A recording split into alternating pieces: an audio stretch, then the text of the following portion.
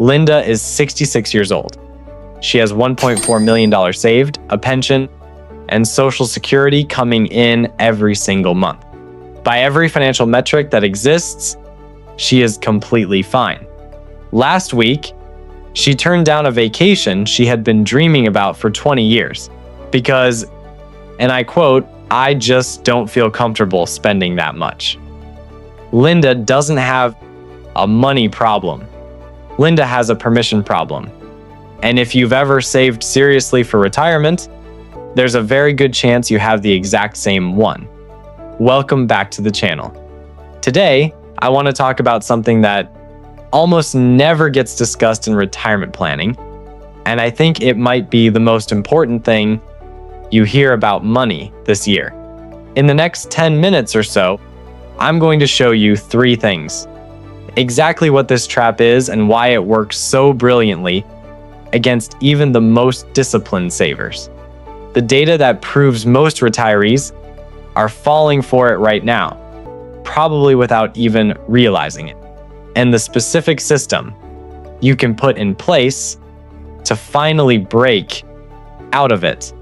I'm also going to share something about the first 5 years of retirement that most financial advisors never bring up.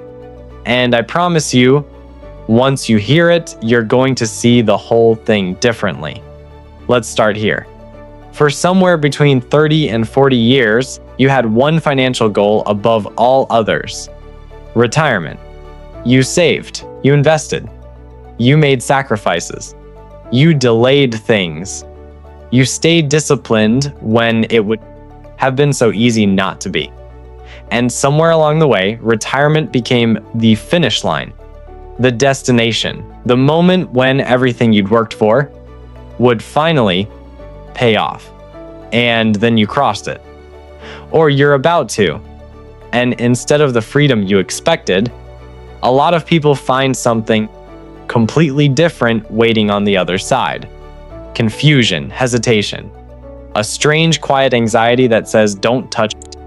Keep it safe. What if something goes wrong?" That's the finish line trap. And it doesn't happen because you made bad decisions or failed somewhere along the way. It happens because of the way your brain learned to handle money over decades of doing exactly what you were supposed to do. Here's what's actually going on under the surface. Your brain doesn't treat all money the same way. When money arrives as income, a paycheck, a Social Security deposit, a pension payment, it feels safe to spend. Your brain labels it, "This is for living." But when money sits in a portfolio, in an investment account, as assets, your brain labels it something completely different. This needs to be protected. This is not for touching. Same dollars. Completely different emotional experience. Researchers like David Blanchett and Michael Finke have actually documented this phenomenon. The way we label money changes how we feel about it and ultimately how we use it. And this labeling system isn't something you consciously chose. It built itself quietly over your entire working life. Retirement was always the destination. The portfolio was always the thing you protected to get there. And now that you've arrived, that rule is still running in the background just like it always has. And it goes even deeper than that. There's a principle in behavioral psychology called loss aversion, famously studied by Daniel Kahneman. Losses feel about twice as painful as equivalent gains feel good. So think about what happens when you log into your investment account, see a balance of $2 million, and make a withdrawal. Your number goes down. Your brain doesn't read that as spending. It reads that as losing. You spent your entire career watching that number climb, and every time it drops, even if it's planned, even if it's exactly what the money is there for, something inside you tightens. Think of it this way. Imagine you spent 20 years building a swimming pool in your backyard. saving up for it, planning it, watching it take shape. And now it's finally done. It's right there. And you won't get in because you're afraid the water level might drop. That's what this looks like from the outside. But from the inside, it feels completely rational. Now imagine the market drops the same month you make a withdrawal. Suddenly, you're experiencing two losses at once: a market decline and your balance going down from the withdrawal. Studies show people pull back on their spending in that moment, even when their financial plan says they are completely fine. Not because the math changed, because the feeling is overwhelming. Compare that to someone who has Social Security and a pension that together bring in $6,700 a month. They never log into an investment account. They never watch a balance decrease. Every month, money shows up. Every month, their brain reads it as income, as something they earned, something that's there to be used. And they spend it comfortably, without a second thought. Same $80,000 a year. Completely different emotional reality. Does that sound familiar? Have you ever hesitated to spend money you knew you had, not because of the math, but because something deep down just said no? That's not a character flaw. That's 40 years of financial programming doing exactly what it was designed to do. The problem is, it was designed for a version of your life that no longer exists. Now let me show you how widespread this actually is. When researchers looked at real withdrawal data from real retirees, here's what they found. The median withdrawal rate for married retirees is around 2.1%. For single retirees, it's around 1.9%. Most financial experts agree that 4% is a sustainable, safe withdrawal rate over a 30-year retirement. That means the average retiree is living on less than half of what they could safely be spending. Not because the money isn't there, because they can't bring themselves to use it.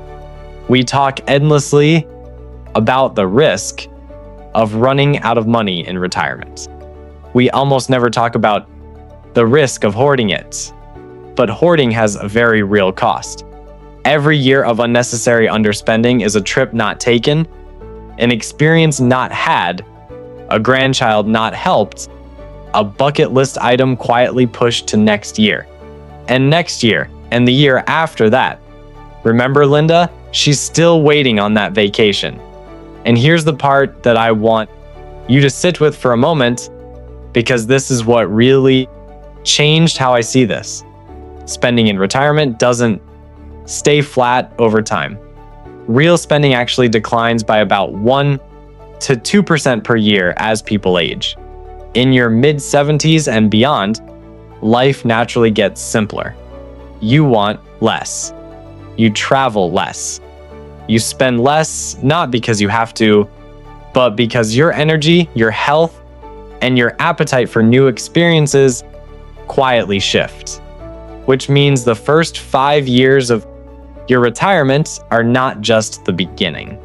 They are the best years you will ever have to spend your money the way you actually want to. Your health is still with you. Your energy is still there. Your ability and your genuine desire to experience things, it peaks right at the start of retirement, not at the end. And every year you spend frozen at the finish line, held back by a rule your brain built 40 years ago, is a year of that window closing behind you. The window isn't closing because you'll run out of money. The window is closing because you are changing. And that's an entirely different kind of urgency. So, what do you actually do about it?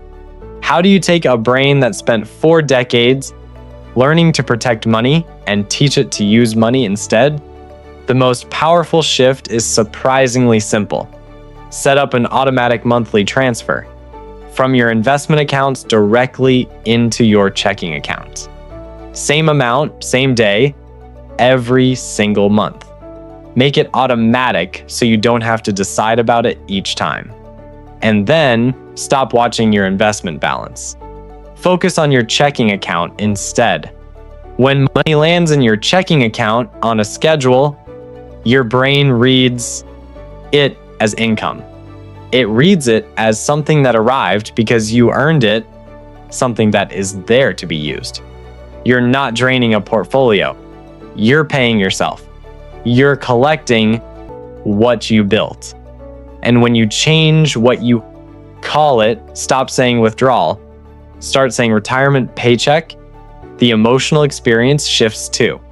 The words you use with yourself matter more than most people realize. Language shapes how we feel, and how we feel shapes every financial decision we make. For some people, this shift happens naturally once the system is in place. For others, it helps to work with someone who can look at the full picture with you and say clearly, you are okay, you have enough, you have permission to use this. That kind of professional guidance isn't about the math. It's about getting out of your own way. And for some retirees, annuities make sense for exactly this reason. I'm not here to pitch a product, and they genuinely aren't the right fit for everyone. But the behavioral argument for them is real. You convert a lump sum into a guaranteed monthly payment for life, and your brain treats it as income, not as assets being depleted. For someone who truly cannot shake the anxiety around portfolio withdrawals, that psychological shift can be worth more than the financial trade-offs on paper. Because we are not just trying to optimize a plan on paper. We are trying to build a life that actually feels good to live. Let's come back to Linda. Here's what I'd want her to hear. The money is there. The math works.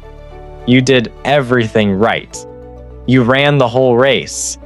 The only thing standing between you and 20 years of mornings you'd want to remember is the decision to stop protecting a number on a screen and start living the life that number was always meant to fund.